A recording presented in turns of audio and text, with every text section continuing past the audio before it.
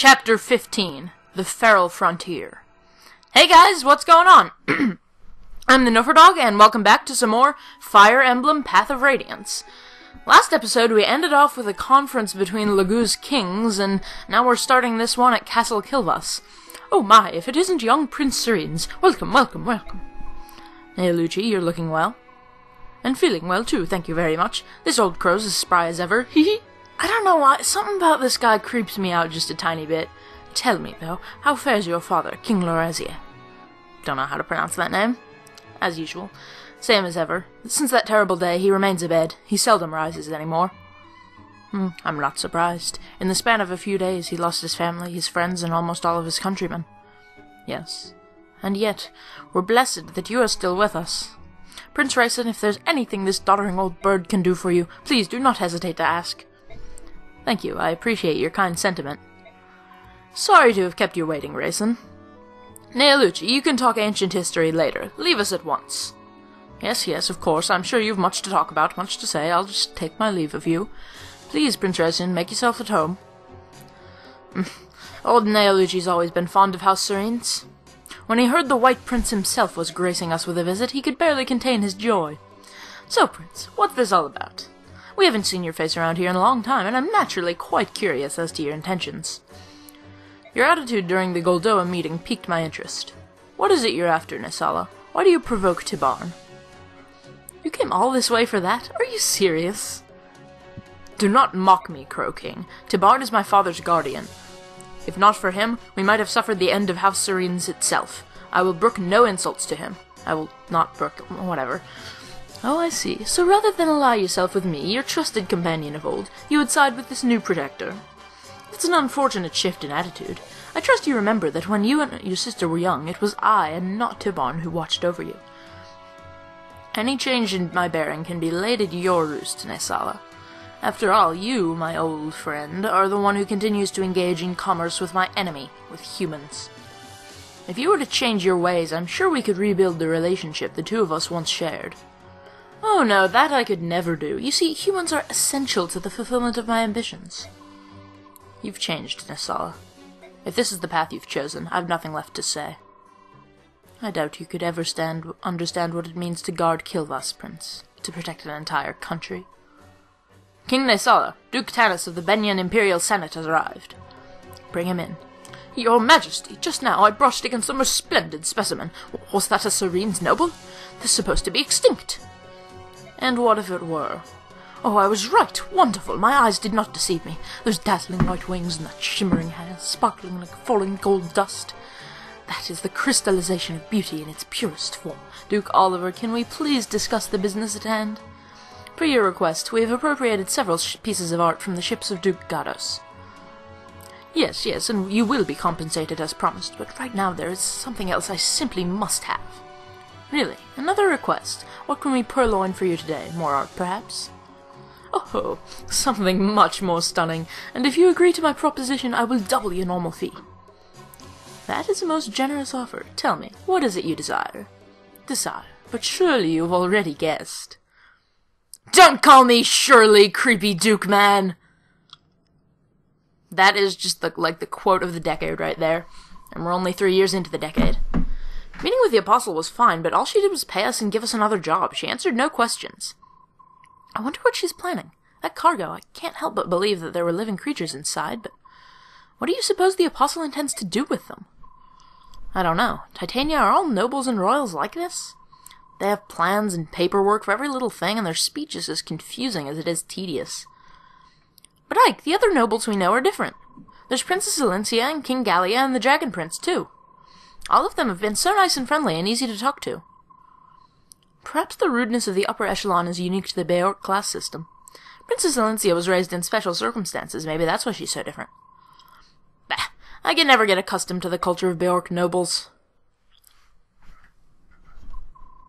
I come here to report the results from the last battle. Okay, that's nice. Oh, for a second I misread the order of those things and thought it said MVP Makalov. Just what the hell? But I'm actually really kind of surprised that our MVP is Marcia. Again, I'm not sure how that's measured, if it's like most damage or most kills, or I don't know. But that is kind of interesting. So, here's the little base area. We have Magalov. Oh my god. Hoo-wee! The Grand Temple. Luxury and gorgeousness as far as the eye can see. If a scoundrel like myself can find employment in a place like this, I guess my luck hasn't abandoned me after all. But for all the glitter and gold, there's an equal amount of dangerous work. That I could do without. Maybe I can use my prone to illness ploy. Yes, I think I can arrange to work about 1 out of every 5 jobs or so. Now that I have a fixed income, it's time to visit the local inns and see what games of chance are about. Evening. Did you happen to hear any of that? You were talking out loud. Loudly. I wasn't being serious. I'm an extremely diligent man. Yes, I am. Those peddlers you were with, you were in debt to them, right? Huh? How did you know that? When we took out that group, your debt vanished. Yes, you're right. That was a tremendous help. Thanks much. Come now, you can't believe that the world is as forgiving as that. Or that we are so foolish. What? Debts are debts, and you have many. Those peddlers weren't the only people who were owed coin by you, right? We can't have debt collectors hounding the company day in and day out. My staff officer repaid the rest of the money you owe. That's very kind of you. It was from the company coffers. You, my friend, are now in our debt. You fight to repay the Grail mercenaries. Payment will be deducted from your wages for quite some time. It seems you're working for free, friend. Oh. Oof. Until your debts are completely repaid, don't even think about leaving the company. Or getting sick. Right then. I'll trust you'll do your best. What a mess. Nuts. I think Makalov and Gitri are pretty much the most fun characters in this game. They're fun to do voices for. How are your preparations progressing? They're underway. We leave within the hour. Your next mission takes you to the Grand Desert. I'm getting a phone call. Sorry about that. That took a few minutes. Your next mission takes you to the Grand Desert. You must choose your companions with care. A desert is just a large patch of sandy soil, is it not? With one major difference. Unlike sandy soil, you'll not find solid earth near the surface. You could dig and find only more sand. Those on foot and horseback may find it difficult to move around. I see. I'm sure that Soren knows much about these things, but... has something befallen Master Soren? I don't know if he's feeling ill or just moping about. It all started when we arrived in Benyon. Oh. Be that as it may, it won't hurt for me to have this information. Can you tell me more? Of course. There's little water in the desert, and the soil is very dry. Few trees or grasses grow there. Which means there are no groves or anything else which would provide cover. And as I mentioned before, those on foot or horseback will find the sand slows their pace considerably. The exceptions are magic users, staff wielders, and thieves. Such people will not be affected to so large a degree. Thieves are agile, so I understand why they would be unaffected, but those skilled in the magical arts, that doesn't make sense. I once heard an explanation from a magic user that I know. He claimed that the spirits he employed flew before him and cleared the sand from his path. However, considering the source, I'm not sure how much of that is truth. Who was the source? Prime Minister Sephiran. Would he play a joke like that? Well, the Prime Minister is a very amusing man, but please allow me to continue my explanation. What else? Others who are unaffected by sand are Pegasus Knights, Wyvern Riders, and other flying units. Oh, and Lagoos, too. Terrain features don't seem to affect them much in either form, although they will be slowed some. You said Lagoos, didn't you? Almost everyone here says subhuman. Well, of course, Bjork and Lagoos are both living things. Every precious life was created to be equal by the blessed goddess. The fact that there are still those who persecute Lagoos in the land of the goddess, it is deplorable. Are you of a noble house? Yes, I am. One must be of noble birth to serve the goddess. But I thought that all nobles were half-crazed fools who can't speak the truth. You seem quite honest. I'll take that as a compliment. Oh, and one last thing. What is it? The desert contains the remnants of more than one lost civilization. Rumor has it that treasures from those times still lie undiscovered beneath the shifting sands. Those with good luck may come across such treasures during battle. So, that's basically our briefing at what fighting in the desert is like. I'll get more into that when we actually fight. And some random servant. You are from the northwest nation of Crimea, are you not? You have my condolences for the terrible misfortune that has befallen your country and people. Yet you remain blessed. Fate has brought you here to the Grand Temple of Mainal, to the splendor of Benyon, grandest of all the nations of Teleus. By the way, I hear you are traveling north to the Grand Desert. There are ancient ruins there, you know? They are remnants of a race known as the Zunanna, who come from a civilization that predates our own. I'm sure you will enjoy the sensation of being immersed in such primordial surroundings. Yeah, it'll be a real picnic. Oh yes, picnics are indeed nice, but a word of caution. Studying the ruins from afar is one thing, but you would be well advised to keep your distance, for safety's sake. It's said that there's a bandit stronghold near the northwest ruins, and we hear occasional reports of strange figures wandering the dunes in the northeast. Be careful. Okay, randomness. Randomness is random. Whoa, we have a lot of support things. Rolf can have support with both Marcia and Mist. Oh wait, that'll actually use up his remaining support conversations. That's kinda eh. Well, do the Marcia conversation. Incredible! You hit the target 26 times in a row! Well, my goal was 30. That's a lofty goal, and you came close. You're becoming an impressive archer, Rolf. But I can't afford to miss a single shot in battle. The man who taught me how to fire a bow told me that once. I can't be happy with just 26 hits. You push yourself hard, Rolf. That's admirable. Aren't you strict with yourself, Marcia? What, me? Pfft, of course, I'm stricter than a poached egg on toast. Be firm with yourself and others. That's what my first officer in my old unit told me. But you're still a child? I'm not a child. Those days ended the instant I took my first life. I suppose you're right. You've had to grow up fast traveling with a group of hardened sellswords like this. Do you worry about me because I'm young? Well, sure. Who wouldn't? Well, stop it. I can take care of myself. I've grown strong. True enough. Sorry if I underestimated you. Okay. Jill and Mist can have a support conversation? When were... Did I use Mist in the last mission? Oh yeah, I guess I did. Whoa, was that... How did... Oh, huh. I must have bumped the Y button against the table. Okay, that was derpy. I don't know, I'm not sure how much I'm really going to use Mist in the future, but I guess I'll use her support conversations. Aim and release. Can I talk to you for a moment, Rolf? Sure, just hold on and let me tighten my bowstring. I've got to be ready. You know, just in case some Dan thugs try to jump us. So, what do you need, Mist? Let's not fight in any more battles, Rolf. I really don't think we children should be fighting in this war. Huh? Why are you saying this now? Let's go back to being kids. If this is what it's like to be an adult, I don't want any part of it. You're right, Mist. Fighting scares you. You don't have to fight. Don't worry. I'll fight for you. That's not what I meant, and you know it. You've got to stop fighting, or it's all meaningless. I can't do that. I have to slay our enemies and defend our own. I'm a man now. Slay your enemies? Is it that meaningless to you? Like picking up a flower or squishing a spider? They're human, too. Do you understand that, Rolf? The enemy, they're human, just like us. They're not paper targets pinned to a tree. I don't want to hear it. Rolf, I don't want to hear it. Got it? They're trying to hurt us, kill us. I'm just stopping them. I'm protecting all of you. Wait, Rolf, oh, please understand. Well, that didn't go so well for really anyone included. Oh, there you are. Back again, Mist? Uh-huh, because you didn't join us for supper, again.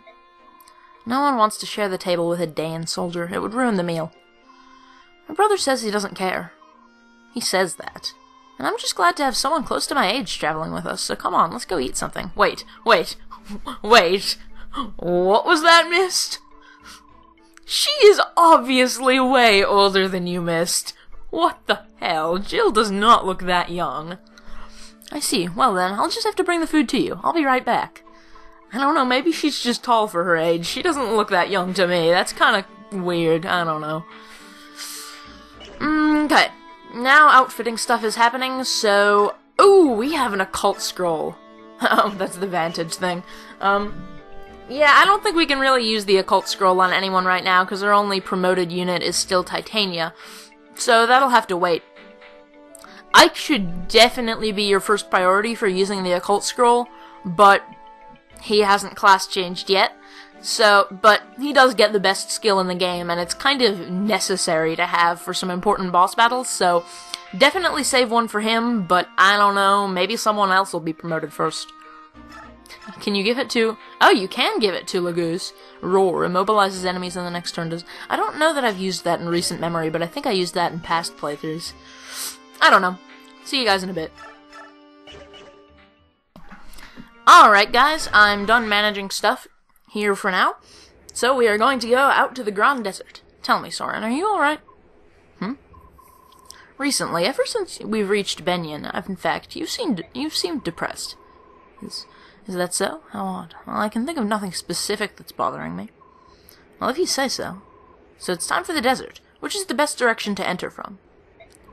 Soren? Yes, what is it?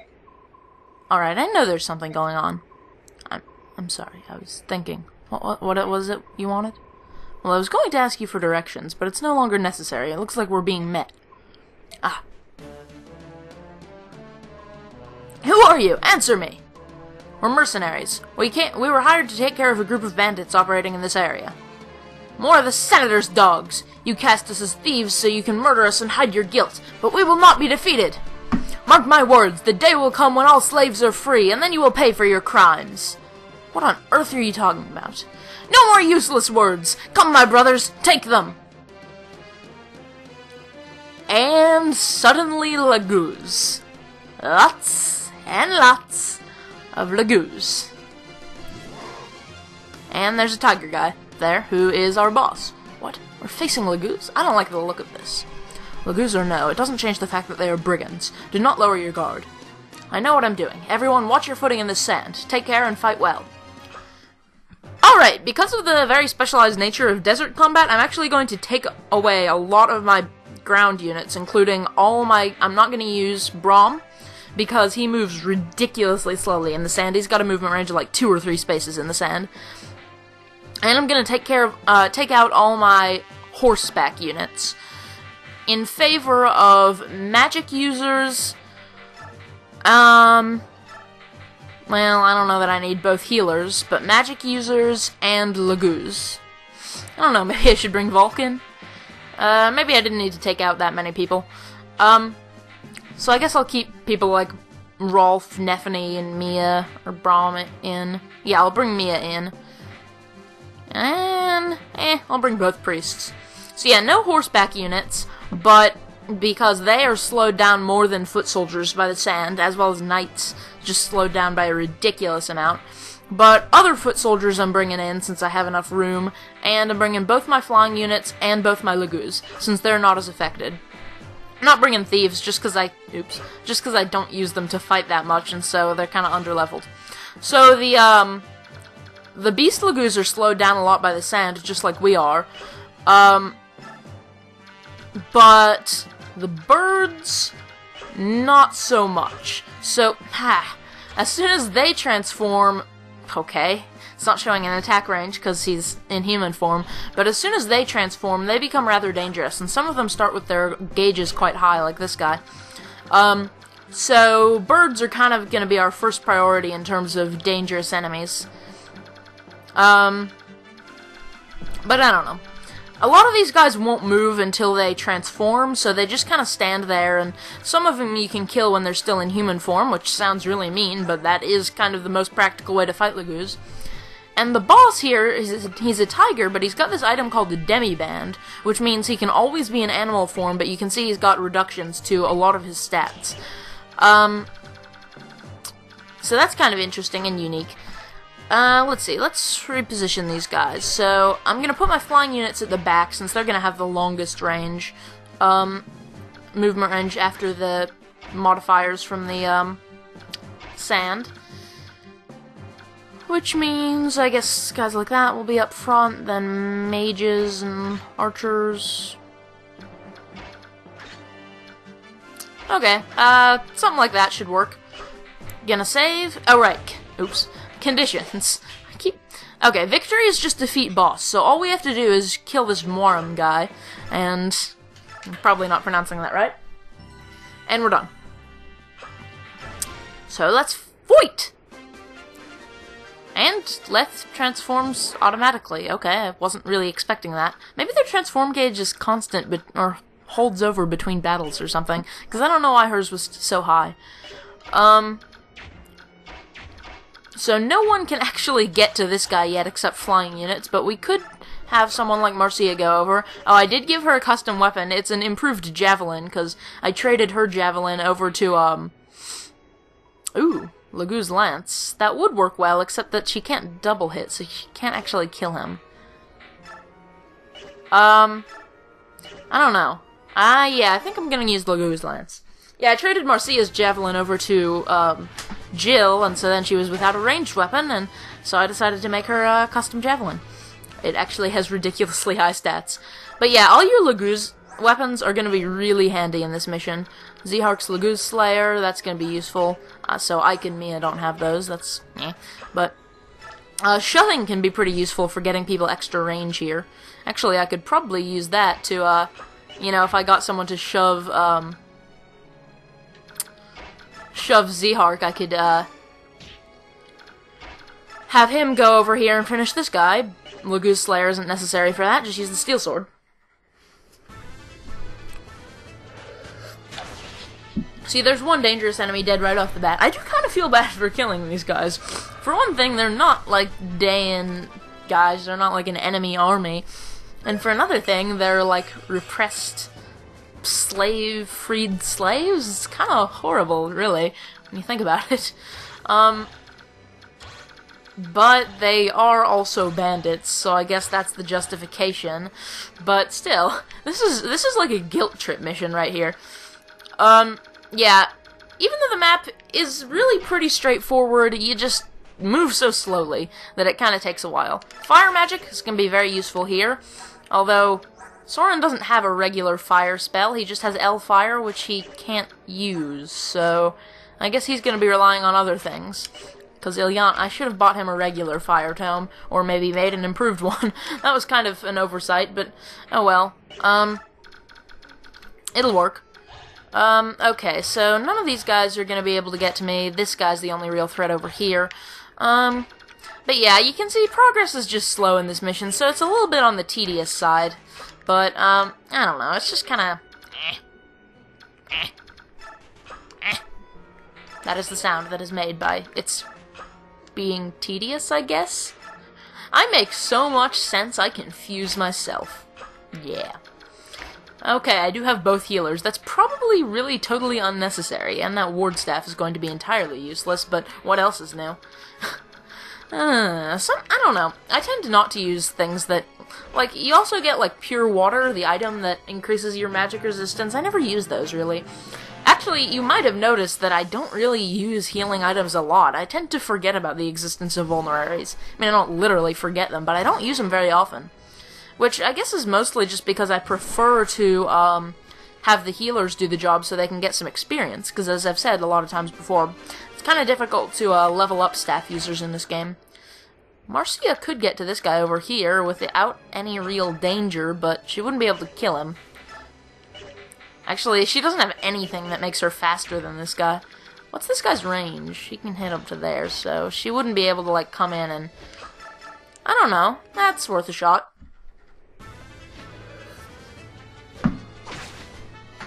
The stick o' doom is green, and I had to leave out a space because of the 12-character limit on weapon names. So yeah, he can get to her, and he can also get to Zehark, so I'll just position him there and give him a Lagoo's Slayer and hope for the best. Yeah, I mean, this is really kind of a slow battle. This guy is actually a threat now, finally. Let's put Leth there, so she... Really, I called Leth a he. She's in the range of him, and... nearly in the range of him, I don't know. There's this guy. Let's have mages attack him. Fire magic, because we are just mean bastards in this mercenary company. It's just horrible people. I don't know, this game kind of does that to you. This game tries to guilt trip you when it makes you fight guys that you really don't want to consider bad guys. But is this the only mission like this? I don't even quite remember.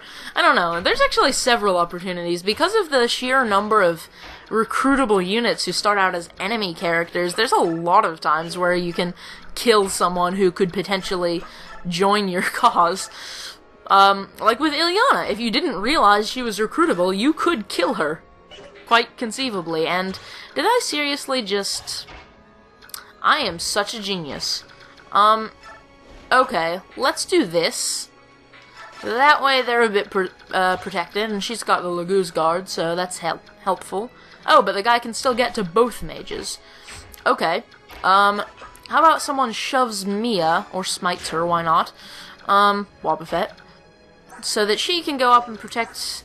Ilyana has 3 defense, and Soren has 3 as well. So, it doesn't really matter which one. Ilyana has 1 more HP, I guess, but she can only get there anyway. And equip the Neon Blade. Rolf can't get... What about doing this? This is the best strategy ever!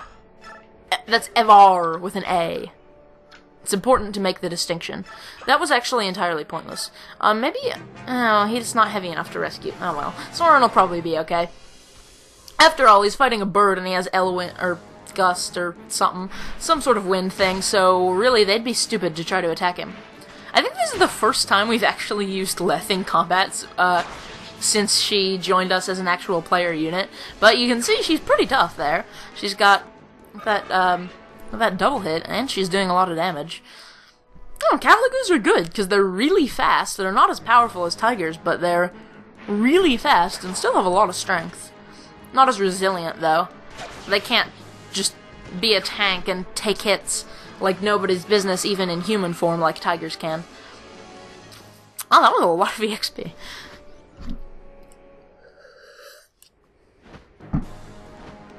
The problem with the first part of a multi-episode mission is that there always ends up being a lot of talking right at the beginning. Is Boyd gonna get double hit? No, he's not. Good job, Boyd. And it ends up making the episode really long. So I think after this enemy phase is over, I'm gonna end off the episode. But, crows are really fast. In fact, they're the faster of the 2 types of bird lagoos, so I don't know if Leth's gonna be able to double hit this guy. Yeah, they're too close. Their speeds are too close. I think this is the first time we've actually fought, hawks. Hawks are the other type of bird lagoos. That's what this guy is. So they're stronger but slower than crows. Roidy? This guy took no damage, right? Because Boyd missed. Oh, right. Okay, I think this is just gonna be it for now. So, I'm the Dog, and I will see you guys next time with more Fire Emblem Path of Radiance.